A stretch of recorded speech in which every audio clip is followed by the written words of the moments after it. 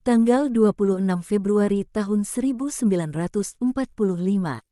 Jika rumah pedesaan kecil yang rendah ini dibandingkan dengan rumah Betania, rumah ini jelas bagai sebuah kandang domba, seperti dikatakan Lazarus. Tapi jika dibandingkan dengan rumah-rumah para petani Doras, rumah ini merupakan tempat tinggal yang cukup baik. Rumah sangat rendah dan sangat lebar, dari bangunan yang kokoh, memiliki sebuah dapur, yakni sebuah perapian besar dalam sebuah ruangan yang menjadi sama sekali hitam karena asap, di mana ada sebuah meja, beberapa kursi, ampora-ampora dan sebuah rak desa dengan piring-piring dan cawan-cawan. Sebuah pintu kayu kasar yang besar memberikan terang ke dalamnya, pula jalan keluar masuk. Pada tembok yang sama dengan pintu ini, ada 3 pintu lain, yang menjadi jalan keluar masuk ke 3 ruangan sempit yang panjang, dengan tembok-tembok dilabur putih dan lantai tanah yang dipadatkan, seperti di dapur. Di 2 dari ruangan-ruangan itu ada beberapa tempat tidur ringan.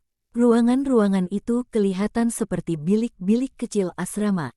Banyaknya cantelan yang dipasang pada tembok-tembok memberikan kesaksian bahwa perkakas-perkakas dan mungkin hasil pertanian digantungkan di sana. Sekarang cantelan itu berfungsi sebagai cantelan pakaian untuk mantol-mantol dan tas-tas kain. Ruangan yang ketiga, lebih merupakan sebuah gang beratap daripada sebuah ruangan, sebab panjangnya tidak proporsional dengan lebarnya dalam keadaan kosong. Pastilah digunakan juga untuk tempat naungan ternak sebab ada sebuah palungan dan cincin-cincin pada tembok. Dan di atas lantai ada lubang-lubang khas yang tercongkel oleh tapal-tapal kuda. Tak ada apa-apa di dalamnya sekarang ini. Di luar, dekat ruangan terakhir ini, ada sebuah serambi desa yang luas, terdiri dari sebuah atap yang disangga oleh batang-batang pohon berkulit kasar dan ditutup semak dan batu-batu pipih. Bukan sungguh sebuah serambi, melainkan sebuah naungan, sebab terbuka pada ketiga sisinya. 2 sisi setidaknya 10 yard panjangnya, sisi ketiga, yang sempit, sekitar 5 yard panjangnya, tidak lebih. Pada musim panas sebatang pohon anggur merentangkan ranting-rantingnya dari satu batang pohon ke batang pohon lainnya di sebelah selatan. Pohon anggur itu sekarang gundul dan memperlihatkan rangka ranting-rantingnya, juga sebuah pohon ara yang sangat besar sekarang gundul. Tapi pada musim panas pastilah dia menaungi kolam besar di tengah lantai pengirikan, yang tentunya dipergunakan untuk memberi minum ternak. Di sampingnya ada sebuah sumur kasar, yakni sebuah lubang pada permukaan yang sejajar tanah, yang dikelilingi hanya dengan sebaris batu pipih putih. Itulah rumah di mana Yesus akan tinggal bersama para muridnya di tempat yang disebut air jernih. Tempat itu dikelilingi oleh ladang-ladang, atau lebih tepatnya padang-padang rumput dan kebun-kebun anggur, dan sekitar 300 yard. Tolong jangan anggap sebagai artikel iman ukuran-ukuran yang aku berikan. Aku dapat melihat sebuah rumah lain di tengah ladang-ladang. Rumah itu kelihatan lebih bagus sebab ada atap bertingkat-tingkat, yang tidak dimiliki rumah ini. Hutan-hutan kecil zaitun dan hutan-hutan kayu di balik rumah lain itu menghalangi orang melihat lebih jauh. Petrus, saudaranya, dan Yohanes sedang bekerja penuh semangat, menyapu lantai pengirikan dan kamar-kamar, menyortir tempat-tempat tidur dan menimba air. Petrus sibuk di sekitar sumur untuk memilah dan memperkuat tali temali dan membuatnya lebih praktis dan mudah untuk menimba air. Kedua sepupu Yesus sebaliknya bekerja dengan palu dan kikir pada kunci-kunci dan daun-daun jendela. Dan Yakobus Sebedes membantu mereka menggergaji dan menggunakan kapak kayu seperti seorang pekerja galangan kapal. Thomas menyibukkan diri di dapur dan terlihat seperti seorang koki yang berpengalaman dari cara dia mengendalikan api dan nyalanya dan karena kemampuannya dalam membersihkan sayur mayur yang Yudas tampan sudah merendahkan diri untuk membawakannya dari desa terdekat. Aku tahu bahwa ada sebuah desa yang lebih besar atau lebih kecil, sebab Yudas mengatakan bahwa mereka memanggang roti 2 kali seminggu dan dengan demikian tidak ada roti pada hari itu. Petrus mendengarnya dan berkata, "Kita akan membuat kue. Ada tepung di sana. Cepat, tanggalkan jubahmu dan adoni tepung, dan lalu aku akan memasaknya." Aku tahu bagaimana melakukannya. Aku tak dapat tidak tertawa ketika aku melihat bahwa Iskariot membungkuk untuk mengaduk tepung dengan jubah dalamnya, dan sekujur tubuhnya akhirnya belepotan tepung. Yesus tidak ada, juga Simon, Bartolomeus, Matius dan Filipus tidak ada. Hari ini lebih buruk, jawab Petrus atas gerutuan Yudas Keriot. Besok akan lebih mudah, dan pada musim panas semuanya akan terkendali. Musim panas? Apakah kita akan tinggal di sini selamanya? Tanya Yudas ketakutan. Kenapa? Bukankah ini rumah? Tidak hujan di dalamnya, ada air minum, dan ada perapian. Apakah lagi yang kau inginkan? Cocok sekali untukku. Juga sebab aku tidak mencium bau busuk kaum Farisi dan kelompok. Petrus, marilah kita pergi dan menangkap ikan dengan jaring, kata Andreas dan menyeret saudaranya pergi sebelum dia dan Iskariot mulai bertengkar. Orang itu tidak suka padaku, seru Yudas. Tidak, kau tak dapat berkata begitu. Dia sangat terus terang terhadap semua orang. Tapi dia baik, kaulah yang selalu tidak puas, jawab Thomas, yang, sebaliknya, selalu bersemangat tinggi. Alasannya adalah bahwa aku pikir adalah sesuatu yang berbeda. Sepupuku tidak menghalangimu untuk pergi ke tempat lain, kata Yakobus Alfeus tenang. Aku pikir bahwa kita semua percaya bahwa adalah suatu hal yang berbeda mengikutinya, sebab kita bodoh. Sebab kita keras kepala dan sangat sombong. Ia tidak pernah menutup-nutupi bahaya dan keletihan dalam mengikutinya. Yudas menggerutu di antara giginya. Yudas yang lain, Tades, yang sedang bekerja dengan rak dapur, yang ingin dia ubah menjadi sebuah lemari, menjawabnya, kau salah. Juga sesuai tabiatmu, kau salah. Semua orang Israel harus bekerja, dan kita bekerja. Apakah bekerja begitu merupakan suatu beban untukmu? Aku tidak merasakannya, sebab sejak aku bersamanya, semua pekerjaan jadi ringan. Aku juga tidak menyesali apapun, dan aku senang berada di rumah sekarang, kata Yakobus Zebedes. Kita akan bekerja banyak di sini, kata Yudas Keriot ironis. Singkatnya, apa yang kau inginkan? Apa yang kau harapkan? Sebuah istana gubernur? Aku tidak tahan kau mengkritik apa yang dilakukan sepupuku. Apa itu jelas? Ledak Tades. Tenanglah, saudaraku. Yesus tidak suka akan pertengkaran seperti ini. Marilah kita berbicara sesedikit mungkin dan bekerja sebanyak mungkin. Itu akan lebih baik bagi semua. Sebaliknya, jika ia tidak berhasil mengubah hati kita, dapatkah kau mungkin berharap untuk melakukannya dengan perkataanmu, kata Yakobus Alfeus. Hati yang tidak berubah adalah hatiku, ya kan? Desak Iskariot dengan agresif. Tapi Yakobus tidak menjawabnya. Dia membawa sebuah paku di antara bibirnya dan pada saat yang sama dia memaku beberapa papan dengan penuh semangat. Membuat kebisingan begitu rupa, hingga gerutuan Yudas tak dapat terdengar. Beberapa waktu berlalu, kemudian Ishak dan Andreas masuk bersamaan.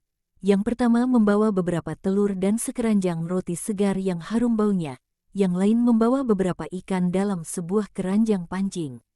Ini, kata Ishak, sang bendahara mengirimkan ini dan dia ingin tahu apakah ada sesuatu yang kita butuhkan.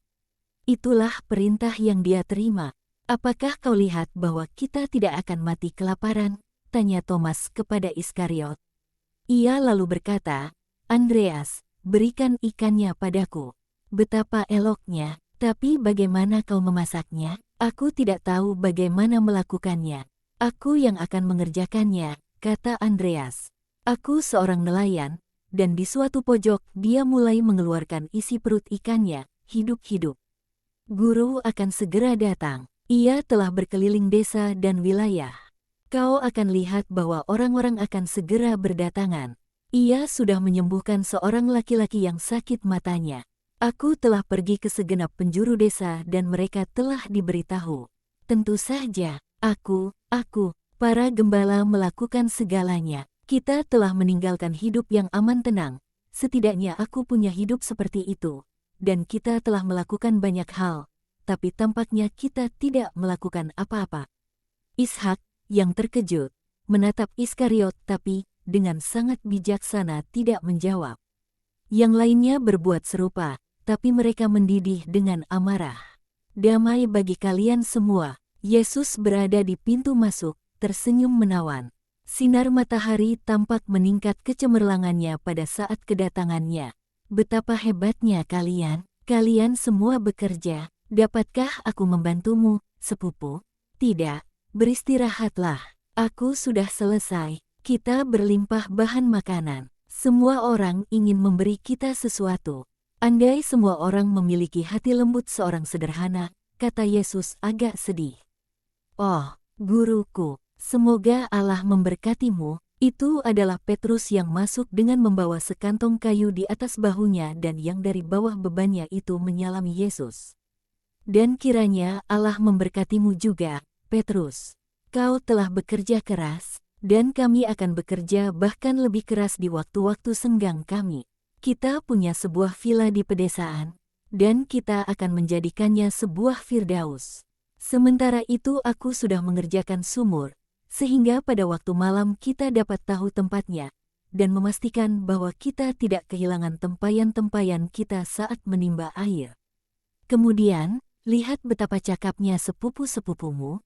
Mereka telah mempersiapkan segala yang dibutuhkan bagi mereka yang akan tinggal di suatu tempat untuk jangka waktu lama, dan yang mengenainya aku, seorang nelayan, sama sekali tak tahu menahu. Sungguh hebat, juga Thomas. Dia bisa bekerja di dapur Herodes. Juga Yudas pintar, dia membuat kue-kue yang menarik.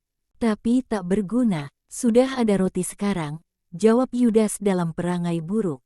Petrus menatapnya dan aku pikir akan ada jawaban tajam. Tapi Petrus menggelengkan kepala, menyiapkan abu dan menempatkan kue-kuenya di atasnya. Semuanya akan segera siap, kata Thomas. Dan dia tertawa. Apakah engkau akan berbicara hari ini? Tanya Yakobus Sebedes. Ya, antara pukul 6 dan pukul 9. Teman-temanmu yang mengatakan demikian. Jadi, marilah kita segera makan. Setelah beberapa waktu Yohanes menempatkan roti di atas meja, menyiapkan kursi-kursi, menempatkan cawan-cawan dan ampora-ampora, sementara Thomas menyajikan rebusan sayur mayur dan ikan bakar. Yesus duduk di tengah, ia mempersembahkan dan memberkati, membagi-bagikan makanan dan mereka semua makan dengan nikmat. Mereka masih sedang makan ketika beberapa orang muncul di ambang pintu. Petrus bangkit dan menuju pintu. Apakah yang kau inginkan? Sang Rabi, apakah ia tidak berbicara di sini? Ya, tapi ia sedang makan sekarang sebab ia manusia juga. Duduklah di situ dan tunggulah. Kelompok kecil itu pergi ke bawah naungan pedesaan. Tapi hari semakin dingin dan akan sering hujan. Aku pikir kita harus menggunakan kandang kosong itu. Aku sudah membersihkannya dengan seksama. Palungan akan menjadi tempat duduknya. Jangan bicara omong kosong, Rabi adalah seorang rabi, kata Yudas. Omong kosong apa? Jika ia dilahirkan dalam sebuah kandang, ia dapat berbicara dari sebuah palungan. Petrus benar, tapi, tolong, saling rukunlah satu sama lain. Yesus kelihatan capek mengulang kata-kata ini. Mereka selesai makan dan Yesus segera pergi keluar untuk menemui kelompok kecil itu.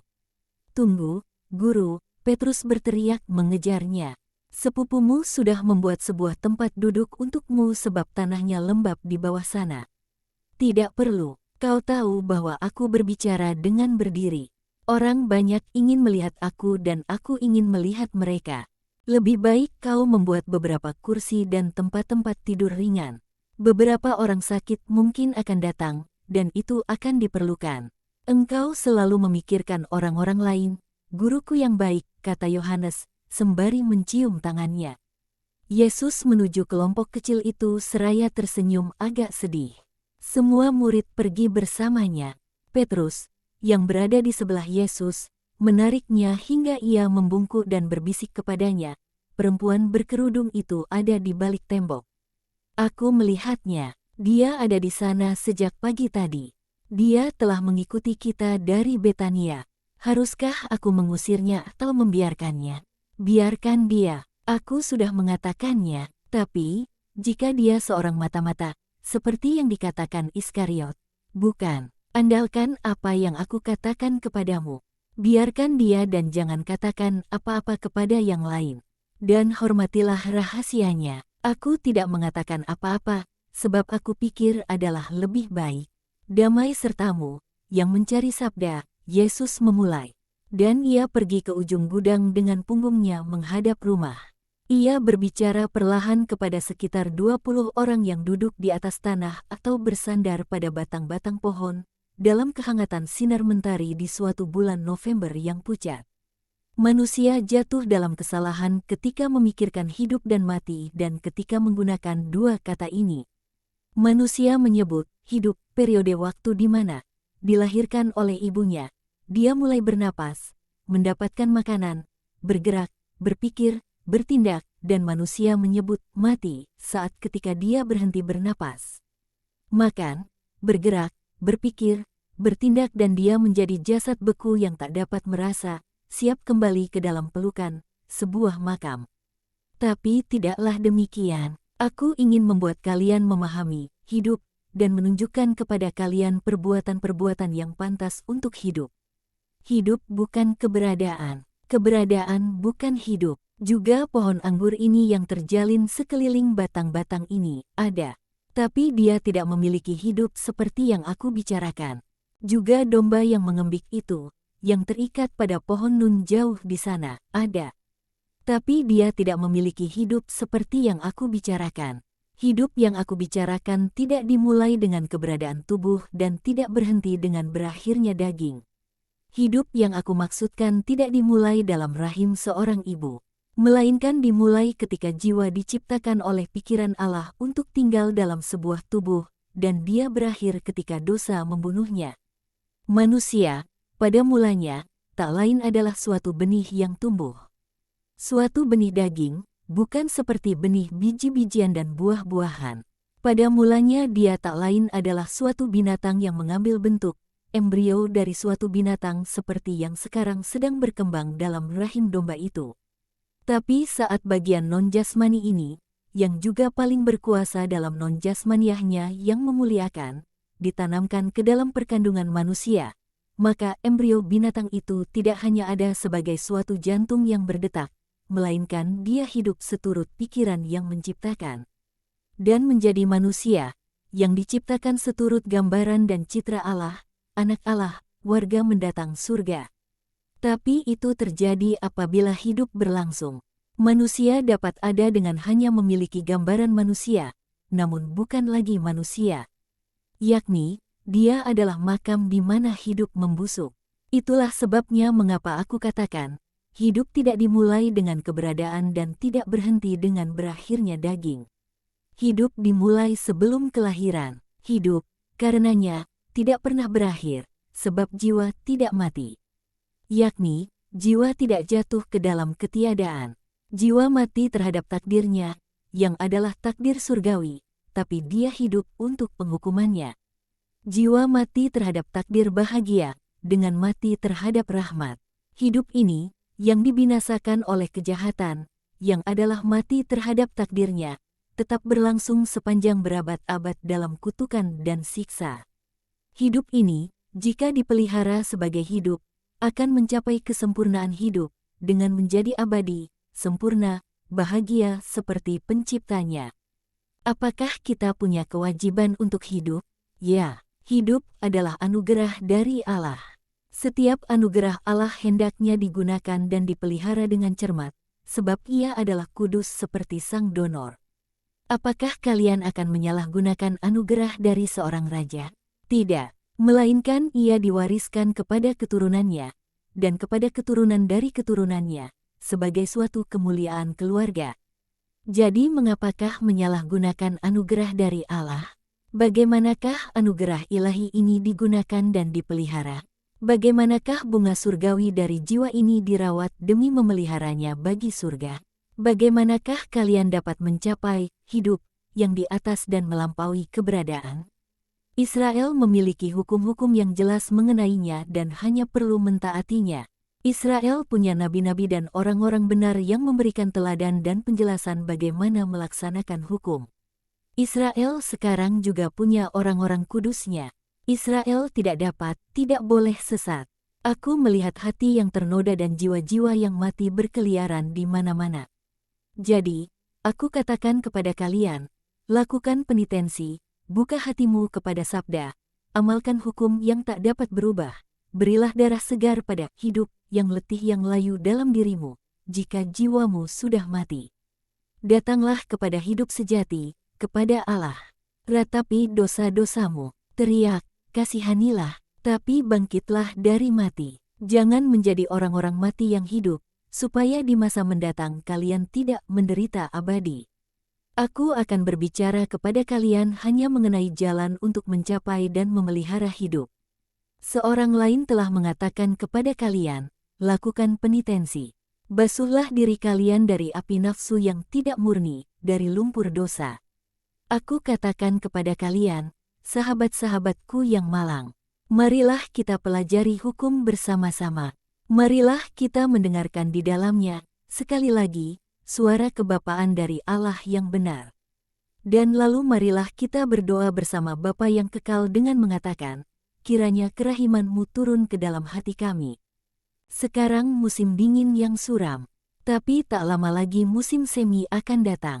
Suatu jiwa yang mati lebih menyedihkan dari suatu hutan yang menjadi gundul karena embun beku. Tapi jika kerendahan hati, kehendak baik, penitensi dan iman merasukimu, hidup akan kembali kepadamu, seperti sebuah hutan pada musim semi, dan kalian akan berbunga bagi Allah, untuk menghasilkan buah-buah hidup sejati yang abadi di masa mendatang, di abad-abad mendatang yang tanpa akhir. Datanglah kepada hidup, berhentilah hanya ada dan mulailah hidup. Maka, mati tidak akan menjadi akhir, melainkan awal. Awal dari suatu hari yang tanpa akhir, suatu sukacita penuh damai yang tak terkira. Mati akan menjadi kemenangan dari apa yang hidup sebelum daging, dan kemenangan daging yang dipanggil untuk kebangkitan abadi, untuk ikut ambil bagian dalam hidup ini yang, dalam nama Allah yang benar, aku janjikan bagi semua yang menginginkan hidup itu bagi jiwa mereka, dengan meremukkan di bawah kaki mereka sensualitas dan hasrat nafsu, demi menikmati kebebasan anak-anak Allah. Pergilah, setiap hari, pada waktu seperti ini, aku akan berbicara kepada kalian mengenai kebenaran abadi. Tuhan sertamu. Orang banyak perlahan bubar sembari menyampaikan komentar. Yesus pergi ke rumah terpencil itu dan semuanya pun berakhir.